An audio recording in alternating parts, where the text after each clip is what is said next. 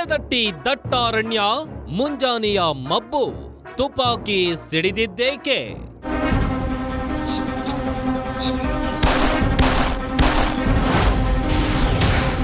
ನಾಲ್ಕು ಜನ ಬೇಟೆಗಾರರು, 4 ಚೀಲ ಮಾಂಸ.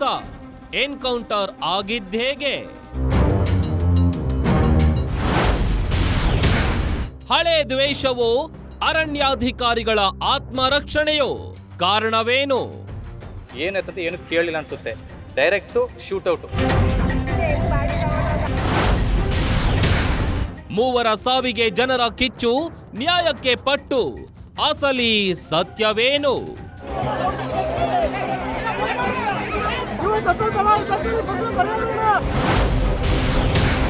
ಹನೂರು ಹತ್ಯಾಕಾಂಡ.